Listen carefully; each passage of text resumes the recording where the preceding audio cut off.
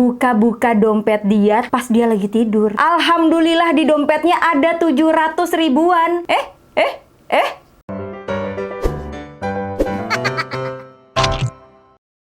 Hi everyone, welcome back to my channel Azik. Hey, apa kabar semuanya? Balik lagi di channel Rachel Godard. Guys, segmen yang ditunggu-tunggu nih, apalagi kalau bukan curhat time. Jadi kemarin gue udah sempat nanya sama teman-teman, coba dong ceritain pengalaman terepik saat ngutang atau diutangin.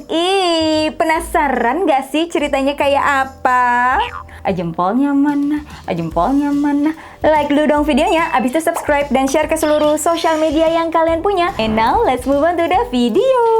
Gue nggak tahu nih Kak Chel, siapa yang dirugiin di kasus gue. Perasaan gue yang ngutang, kenapa gue yang rugi ya Chel? Jadi gue tuh naksir berat sama bos gue. Masih muda, ganteng, gagah, pinter lagi. Gue udah segala cara tuh goda-godain doi. Kadang suka pakai baju yang belahan dadanya turun. Nacal ya kamu. Tapi dia nggak bergeming, asem ya. Mungkin bos lo nggak suka gunung kembar, sukanya yang berkumis. Lanjut ya. Sampai gue cerita tuh sama sohib gue. Dia ngajuin buat pelet aja. Ya udah, gue setuju. Ternyata melet tuh mahal ajim. Gue pinjem duit deh sama sohib gue ini. Awalnya 7 juta. Minggu depannya si Mbah Dukun bilang kurang dong duitnya. Soalnya bos gue nih banyak tameng dari leluhurnya. Ya udah deh, gue minjem lagi 5 juta kan. 12 juta aja nih, udah. Terus lo tahu gak Cel? Peletnya nggak berfungsi dong. Malah salah orang. Sohib gue yang naksir sama gue. Mana susah banget lagi lepasnya. Masalahnya kan gue punya utang sama doi. Jadi nggak enak aja gitu mau nolak. Gimana nih Kak? Aduh, ada lagi. Gue bingung sih, 2022 emang masih ada ya pelet memelet? Menurut lo gimana guys? Coba deh komen dulu di bawah. Please banget Mbak Chel, tolong sembunyiin namaku ya Mbakku. Aku tuh bingung Mbak, mamaku suka ngutang kemana-mana dan aku sebagai anak bontot lah yang harus nanggung hutangnya. Masku tuh pakai narkoba, jadi mamaku pontang-panting minjem uang sana-sini buat rehab. Kadang buat beli barang kalau dia udah sakau banget. Sekarang posisinya aku sudah nikah. Kebetulan suamiku cukup terpandang lah Mbak Dan ini yang bikin mamaku ngutang ke aku hampir setiap hari.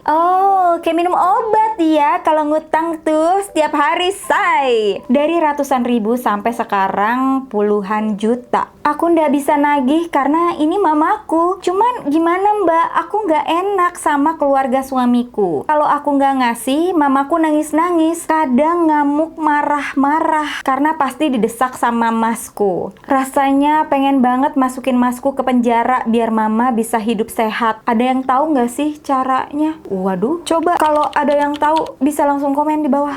Abang gue tuh aneh banget deh. Kalau anak sekarang bilangnya prik. Asli bocah prik. Dari kecil emang lain dari anak-anak ibuku yang lain. Ortuku sudah meninggal by the way. Jadi tinggal aku sama abangku yang tinggal di rumah. Abangku nih suka banget ngomong sendiri. Dia koleksi CD bokep. Kok tahu sih?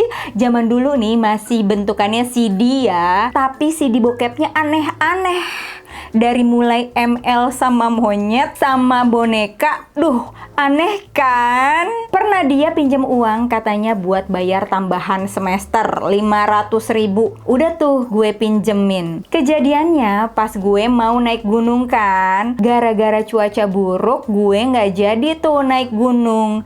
Pulanglah ke rumah. Terus gue mergokin abang gue bawa lonte ke rumah. Bentar, nggak cuman itu aja. Nih lonte laki pakai baju cewek, gila kan? Abang gue demen main sama bencong. Mana mainnya pakai duit gue lagi. Gue mau minta juga jijai. Taulah, mendingan ikhlasin aja nggak sih?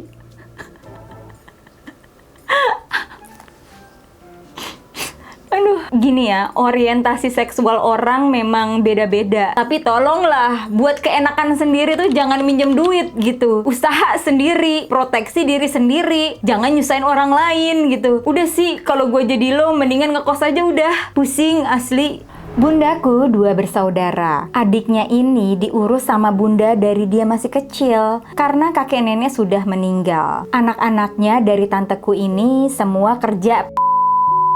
Banyak duitnya kan, tapi pelitnya astagfirullah. Kalau lebaran aja ngasih uang lebaran ke keponakan cuma 5.000. Kalau main ke rumah cuma bawa kue yang murah, beli di pasar. Duh, hitungan banget. Kemarin aku ultah aja aku cuma dikasih lipstick.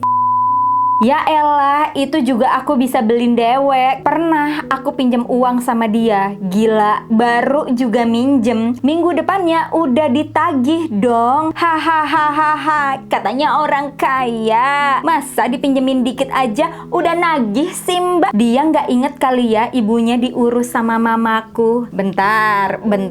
Nggak semua orang yang pakai baju dinas, baju seragam itu bisa dikatakan orang kaya ya. Dan kebutuhan orang tuh masing-masing gitu. Ini sorry banget nih, kayaknya yang gue lihat yang toksik nih mbaknya nih yang ngirim cerita. Bukannya gimana-gimana, walaupun dia lebih kaya daripada lo, bukan berarti dia dinas sosial yang suka kayak Santa Claus bagi-bagi uang.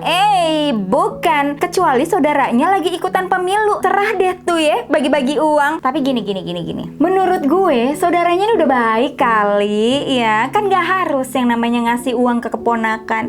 Kan gak harus juga ngasih hadiah lipstick buat lo ya. Kalau gue tahu dia ngomongin lo segininya, hey, mendingan gue nggak kasih. Aduh, kita tuh ya kalau dikasih orang seharusnya bilang makasih, bersyukur, bukannya pelit banget sih, masa gue cuma dikasih lipstick kayak gini doang. Aduh, lagian ya kan lu yang ngutang. Mau dia tagih besokannya, mau dia tagih sejam berikutnya, terserah dia, kan duit-duit dia. Nah lu bukannya langsung bayar kalau ada duit, nunggu seminggu dulu. Emosi aku. Tapi nih ya, gue baru sadar sih. Sebenarnya yang paling kejam itu bukan utang uang, tapi utang budi. Soalnya orang tuanya si sepupunya ini diurus sama nyokap lo ya kan. Terus lo kayak ngerasa, keluarga lo tuh utang budi sama gue. Berat sih kalau utang budi. Masalahnya ya, kalau utang budi itu mau dibayar pakai uang nggak bisa. Itu yang bikin berat. Kalau cerita saya dipilih, tolong jangan sebut nama ya Kacel. Mama dulu punya utang sama kakakku untuk biaya aku kuliah. Sayangnya kakak keburu meninggal sebelum mama bayar utangnya. Sedih deh kak, suami kakak sekarang masih aja nagih uang itu ke mama. Padahal aku yakin kakak di surga sudah tenang. Nih suaminya mau nikah tapi nggak punya biaya. Gitulah, lupa kalau dulu kakak sakit yang urus mama. Aduh, ini kayak makan buah si meles kemes nih. Ribet banget. Maksudnya gini, karena kalau lo berpikir bahwa kakaknya sebenarnya udah ngiklasin, tapi kan di saat kakaknya ngutangin, dia masih ada di dalam sebuah pernikahan kan. Kalau yang namanya menikah kan gak ada uang istri, uang suami ya. Itu namanya uang keluarga dong, suami istri. Terus kalau kakaknya udah meninggal ya lu udah kuliah, kerja gitu, nyicil kayak gimana supaya napas juga enak, supaya lega aja gitu. Kayak nyokap lu pasti tertekan gitu ditagih utang sama mantunya. Terus buat biaya kuliah lo udah bayar aja, kalau ada duit dicicil nggak apa-apa, yang penting ada niat buat bayar. Sahabat gue ngutang sama gue menjelang Natal, bilangnya buat bayar rumah karena ada masalah keluarga, bakal dibalikin besokannya. Ya udah gue kasih tuh 3 juta. Sampai Natal kok nggak dibalik-balikin. Gue curiga nih, Natalnya tahun 2050 gue rasa. Gue udah WhatsApp tiap hari dan manis-manis sampai gue jutekin. Ada aja nih alasannya. Yang paling kocak ya, pernah pembantunya yang bales WhatsApp gue bilang dia masuk IGD. Pernah juga omnya bilang dia sakit keras. Dia nggak tahu aja kalau gue diam-diam hubungin pacarnya nanya kabar dia. Dan pacarnya bilang mereka abis staycation.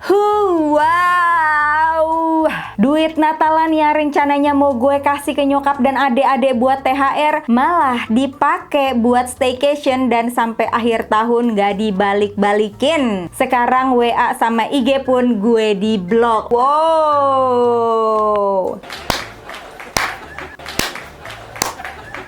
Gue pernah pinjem duit sama temen sekamar kosan gue karena pas itu gaji gue sangat nggak cukup untuk memenuhi kebutuhan hidup sampai akhir bulan. Gue pinjem 400.000. Sayangnya gue belum bisa bayar sampai gajian berikutnya. Karena gue nggak enak sama temen gue ini, gue coba uji nyali nih dengan buka-buka dompet dia tengah malam pas dia lagi tidur. Alhamdulillah di dompetnya ada 700 ribuan. Gue ambil 250.000. Terus beberapa hari kemudian gue bayar 200.000 ke dia dan bilang yang 200 lagi gue bayar pas gajian. Wow, culas banget. Sampai sekarang dia nggak tahu kalau gue bayar hutang pakai duit dia juga. Ih gila sih. Kalau kepikiran sih, my goodness. Ayah aku kerjanya pinjem-pinjemin uang ke pedagang-pedagang di pasar, Kak. Biasanya dibungain 20% dalam jangka waktu sekian bulan. What? Gede juga bunganya. Ayah aku terkenal galak dan suka main kasar ke pedagang yang susah ditagih. Banyak yang benci sama ayah. Sampai-sampai waktu ayah meninggal, nggak ada satupun pedagang yang layat. Malah aku dengar kabar kalau ayah meninggal karena dibikin sama pedagang yang benci banget sama ayah. Tadinya aku nggak percaya, sampai suatu malam ayah datang di mimpi aku. Di situ wajahnya terlihat merah seperti kebakar. Di kanan kirinya ada sosok hitam yang aku juga kurang bisa jelas. Itu tuh apa? Di mimpi ayah nggak ngomong apa-apa, cuma nangis doang. Aku sedih, tapi sekaligus takut juga. Gue benci banget sama orang yang suka ngutang. Pernah nih ada temen gue gobloknya nggak nanggung-nanggung. Kenapa tuh? Udah level dewa deh begonya. Masa dia ngutang buat beli tas The Tote Bag by Marc Jacobs, tapi yang KW. Aduh, udah ngutang, belinya yang KW. Aduh, alias Pelsong, alias bukan original. Ngutang buat gaya hidup begini. Gila kan, maksa banget. Padahal aslinya pun gak gitu mahal. Cuma gue emang tahu temen gue kurang mampu. Tapi lingkungan kerjanya tuh ya mbak-mbak SCBD yang pakai lanyard Coach dan lain-lain. Jadi walaupun gaji dia sebenarnya cukup buat sehari-hari, tapi selalu kurang karena buat beli-beli barang KW di all shop gak jelas. Gue pernah ngutang ke mobil belakang gue waktu di tol gara-gara e-tol gue kurang. Pas gue mau kasih cash, si mas yang gue ngutangin bilang, tuker sama nomor telepon aja boleh nggak? Bisaan banget nih masnya. Karena posisinya di belakang udah antri, akhirnya gue kasih deh nomor gue. Gue nggak nyangka kita malah pacaran dan udah mau 2 tahun sekarang. Wow, kayak cerita-cerita FTV ya say. Kak Rachel, aku cuma mau titip salam, ucapan terima kasih untuk kakak aku. Namanya Risna yang udah bayarin sekolah aku dari SMP sampai kuliah. Sejak papa nggak ada, aku hutang budi banget sama kakak. Kakak kerja keras banting tulang supaya aku bisa sekolah dan dia nggak pernah ngeluh. Dia bahkan nunda nikah sama pacarnya biar aku lulus kuliah dulu. Aku sayang banget sama Kak Risna. Aku cuma mau bilang makasih secara langsung, tapi malu, takut, nggak kuat nahan tangis. Makasih ya Kak Rach, sehat selalu. Love banget Kak Risna. Pas banget nih ada bahan gibah di circle gue. Gara-gara dia tuh suka ngutang sana sini cuman karena FOMO, fear of missing out. Kita tuh kerja gajinya nggak gede-gede amat di media. Tapi karena dia anak desk lifestyle, jadi tahu tuh tempat-tempat hits baru ya kan. Jadi Kabita deh tuh pengen juga ke tempat-tempat itu terus. Sekarang aja dia lagi di Asta hampir setiap hari. Wow, duitnya dari mana? Ya dari pinjol. Pay letternya paling banyak sih, dan untuk bayarnya dia pinjem lagi ke teman-teman. Epic. Wow, tapi gila ya, ini cerita-cerita yang dari tadi nih kayaknya utangnya buat gaya hidup terus. Aduh, capek say ngejarnya, gaya hidup tuh nggak akan bisa cukup gitu. Disclaimer, sebelum cerita ini gue udah minta izin ke keluarga untuk nyeritain. Jadi setelah cerai, nenek gue tuh pernah pinjam uang sama mantan suaminya buat bikin ruko. Entah gimana ceritanya, ternyata nenek nggak pernah balikin uang mantan suaminya itu sampai nenek meninggal. Sehari setelah beliau dimakamkan, semua keluarga masih ngumpul. Gue denger ada ribut-ribut. Ternyata salah satu tante gue ada yang kerasukan. Dia ngomong, tolong bayar utang mami ke Partono, dalam kurung nenekku. Gak lama tanteku pingsan. Percaya nggak percaya sih, tapi kejadian itu disaksikan sama hampir semua keluarga di rumah. Masih merinding kalau diinget-inget. Gue bingung banget sama utang-utang staycation gue. Limit gue 15 juta dan sekarang udah kepake 13 juta. Tiap bulan gaji gue habis buat bayar cicilan villa dan hotel. Tapi tiap bayar cicilan, gue sambil pesen villa atau hotel lagi buat ilangin stres. Gue berasa masuk lingkaran setan. Aduh, makanya kalau kagak mampu-mampu amat kagak usah staycation, asli deh. Staycation tuh kan tujuannya buat healing gitu, buat ngilangin stres. Ya buat apa lo kalau staycation ujung-ujungnya buat nambahin stres karena lo nggak mampu? Sabar, kerja keras lebih lagi, udah. Tahun 2015 gue ngutang sama cowok yang naksir gue udah lama sebesar 1,5 M buat ngegedein coffee shop gue. 1,5 M. Bayarnya pakai apa? Pakai nikah. Bisa-bisaan, Memunah.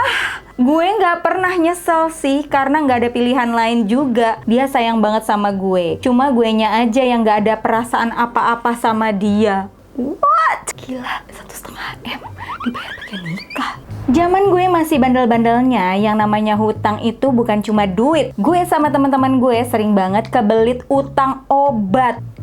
Kalau kita lagi butuh dan gak ada, ya minta sama temen yang ada. Bayarnya pakai apa? Pakai seks. Alhamdulillah sih, sekarang gue udah jauh banget dari hal-hal yang kayak begitu. Waduh. Paling berat kalau ngomongin utang, keluargaku harus kehilangan nyaris semua harta termasuk rumah dan 3 mobil. Sekolah kita yang tadinya di international school pindah ke negeri. Wah, gimana tuh kurikulumnya? Kita jadi ngontrak dan mamaku terpaksa ngelonte buat bantu Dedi bayar utang-utang ke bisnisnya. Ini beneran, sumpah sedih banget loh. Utang gue banyak Kak Cel, dari hutang kartu kredit, cicilan rumah bokap, mobil, cicilan tas branded, pay later, Shopee, Kredivo. Kayaknya semua platform buat ngutang udah pernah gue pake dong. Gila, dan Anda bangga. Wow, totalnya sekitar 56 juta dan gue bingung banget gimana ngelunasinnya. Kalau boleh, mungkin kakak bisa bantu. Bisa-bisaan lo lah. Gue pernah mutusin cowok karena tuh cowok manfaatin gue. Dia move in ke apartemen gue. Ternyata bukan karena dia sayang sama gue, tapi karena dia dikejar-kejar rentenir karena punya utang sampai 200 juta. Jadi pas ketahuan dia tinggal di apartemen gue, hampir tiap hari di lobi apartemen ada centeng-centeng berbodi. Centeng-centeng itu apa sih? Oh, kayak ini ya, tukang pukul gitu ya. Berbodi gede yang nungguin. Gue sampai takut buat keluar kerja dan cari makan. Akhirnya gue putusin aja lah, dasar cowok benalu. Lelaki kardus, lelaki kempot, lelaki kecot. Aku udah pacaran 6 tahun. Tahun kemarin tunangan dan tahun ini mau nikah. Selama ini cowokku selalu nyisihin uang untuk beli seserahan. 2020 aku lulus kuliah, ibuku sakit Kak. Aku terpaksa pakai uang seserahan tanpa bilang, karena yang pegang duitnya aku dan cowokku nggak pernah nanya. Tanpa diduga-duga cowokku minta nikah cepet akhir 2021 dan nyuruh cicil seserahan. Auto panik dong. Puasa tahun kemarin aku keterima kerja dan aku harus tanggung jawab beli seserahan pakai uang gajiku sampai aku puasa beli-beli skincare. Jadi sampai saat ini hasil kerjaku cuma buat beli seserahan dan cowokku nggak tahu. Emang bener ya Kak, nyesel itu selalu di akhir. Ya gimana ya, kan keadaan yang mendesak. Kan lo nggak mungkin nggak nolongin emak lo yang lagi sakit kan. Cuma mungkin enaknya sih lebih jujur kali ya. Maksudnya dia kan bakal jadi suami lo. Kalau nyokap lo ya sakit ya karena nyokap lo tidak berpenghasilan juga, sebagai keluarga ya bantu gitu. Maksudnya diobrolin kan, bisa ya kan. Emang sih pasti bakal berat, tapi siapa tahu bisa jadi ujian gitu ya. Ngelihat nih calon suami lo tuh gimana dalam menghadapi masalah ini. Pas banget sesi Cut Time kali ini. Ini pasti menjadi keresahan hati seluruh umat manusia yang ada di muka bumi. Lagi bingung banget, dulu saudaraku susah kan. Dia butuh sejumlah uang buat daftarin anaknya masuk sekolah. Karena suaminya kena dampak pandemi saat itu. Dia ngadu ke aku sampai nangis-nangis. Aku yang waktu itu masih kuliah dan cuma bisa kerja freelance, nggak bisa bantu banyak. Akhirnya dia pinjem deh tuh tabungan aku. Setelah anaknya masuk sekolah, dia meninggal. Aku bingung, Kak, aku harusnya ikhlasin atau boleh minta pembayarannya nggak sih? Soalnya di hukum agama kan menagih hutang itu wajib, apalagi sesuai dengan waktunya. Tapi ini kan kasusnya yang minjem udah meninggal nih, nggak ada hitam di atas putih juga. Bingung juga ya, kalau mau diikhlasin juga kayaknya berat gitu ya. Tapi gimana? Coba deh teman-teman aja yang bantu, gimana coba deh. Nih, komen-komen dong di bawah. Teman gue pernah pinjam uang sama gue 300.000 buat bayar listrik dan kebutuhan lainnya. Dia ini udah nikah, tinggal di kosan, dan suaminya mau kondo alias nggak kerja sama sekali. Gue waktu itu lagi nggak ada cel karena baru lulus, belum dapat kerja juga. Dia maki-maki gue soalnya ngata-ngatain, miskin lah, nggak ada duit, 300.000 aja nggak ada. Anjir nggak tuh? Sakit hati banget gue cel. Iya tahu gue lagi miskin, tapi cara minjem duit nggak kayak gitu juga kale. Wah, untung gak lo pinjemin. Coba kalau lo pinjemin, nagihnya susah cuy. Asli yang ada nanti lo dimaki-maki. Nggak ngasih aja dimaki-maki, gimana lo nanti nagih? Bersyukur. Namaste. Bahas soal utang piutang jadi inget sama masa lalu nih. Yang dulu aku punya calon super toksik. Dia pernah dong minta uang 150 juta. Alasannya buat beli motor dan mau buka usaha. Wow, nyuruh gadai sertifikat rumah ortu lah, utang ke bank lah. Bahkan dia ngancam mau bunuh aku kalau nggak dikasih. Bilangnya ntar kan nikah pasti diganti. Hey, sangat manipulasi ya nih laki-laki. Untungnya tuh nggak jadi aku kasih, dan ternyata duit itu mau dipakai buat nikah sama mantannya dong yang udah terlanjur hamidun. Wow, untung lo udah diselamatkan, dibukain matanya tuh. Gila banget sih. Udah mau kondo ngambilin anak orang lagi. Hih. Kondo tuh apa ya? Modal konti doang. Oh.